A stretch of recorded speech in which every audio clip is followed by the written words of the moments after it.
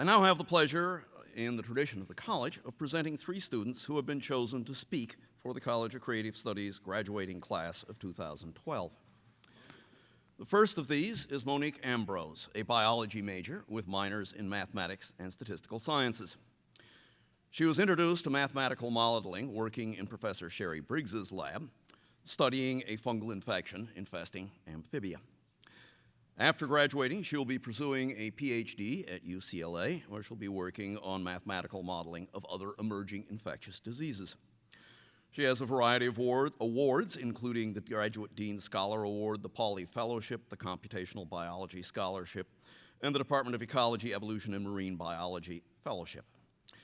When not developing models for the next zombie epidemic, Monique loves reading, rock climbing, and playing ultimate frisbee. Please join me in welcoming Monique.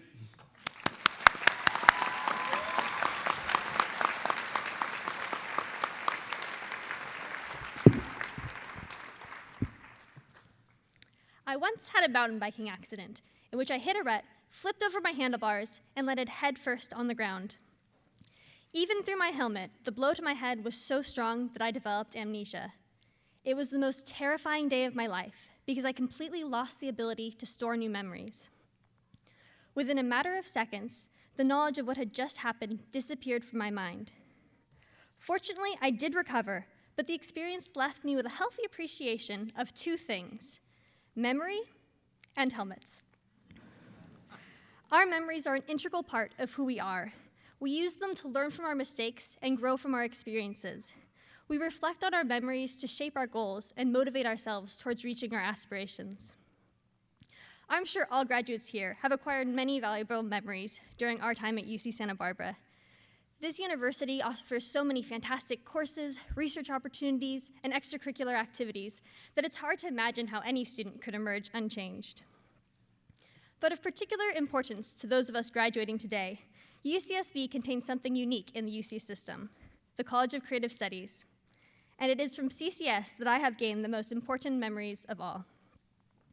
Allow me to digress, to share with you something about monks, monasteries, and memory. In medieval times, monks were required to memorize and recite huge volumes of text from memory. To prepare for this, they used an ingenious mnemonic device in which they would walk through their monastery and associate the details that they saw around them with particular pieces of text. So later, when the time came to recite a passage, they would imagine themselves walking through their monastery, where each crack and stone they saw would trigger the next passage.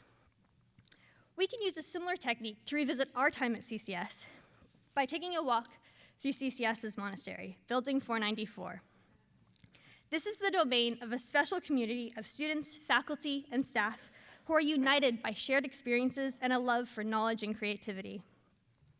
On the front lawn of Building 494, this CCS family assembles at the start of each year to welcome our newest members, reconnect with friends, and, of course, to admire everyone's costumes. This year, the theme was superheroes, and in addition to some dashing Thor and Dr. Horrible outfits, the CCS staff all sprouted beards resembling that of our super dean, Bruce Tiffany. Another time on this lawn, we plotted the construction of a giant cardboard robot, which we built that night outside Pendola, the CCS dorm, dumpster diving for boxes and severely depleting Pendola's duct tape supply. The result was so impressive that housing had it removed as a fire hazard, although they did consider pretty much everything to be a fire hazard, including students. Right inside the front doors of CCS are the offices of the fabulous staff who handle all of our administrative needs and make sure that our email inboxes are never empty. From the computer lab issue the prayers that desperate students offer to the technological gods, pleading with them to please don't break. If you print this for me, I promise to always print double-sided. And the student lounge. To my mind, the lounge is not complete without a student enjoying a nap on that well-loved red sofa. But each student who sleeps in CCS during the day is balanced by one who refuses to go to bed, even late into the night. I remember visiting CCS after midnight. The hallways were dark and silent as I let myself into the building. But before I'd gone far, the sound of piano music filled the air, and when I entered the computer lab, several students glanced up at me before turning back to their work with bleary-eyed determination. Even the empty classrooms carried an enticing air that night. as if the creative ideas and energy had somehow permeated the walls. I love looking over unerased whiteboards in CCS and trying to reconstruct the ideas left behind by some anonymous intellectual force. My favorite was a long progression of complex equations which used so many variables that it exhausted the Greek alphabet. But did they falter at this lack of conventional symbols? Not CCS students. Instead, they switched to Japanese kanji. Classroom 143 evokes memories of 4 years' worth of coffee hours, those eagerly anticipated Wednesday afternoons when voracious students converge on goldfish and peanut butter pretzels. The interdisciplinary conversations generated between mouthfuls can span any range of topics, from abstract mathematics to how to save humanity in case of a zombie apocalypse. I could spend hours recalling the phenomenal courses I've taken in these classrooms, phenomenal in the material they covered, but even more so in the faculty who taught them. With their guidance, students have learned more than just facts. We've practiced sharing ideas with others and questioning what we think we know. By giving us more control over our education, CCS has allowed us to venture outside our comfort zone and challenge ourselves. And succeeding at these challenges has given us confidence, which we can draw on in our future endeavors. Out in front of CCS once again, we look over the building that has been home for 4 great years.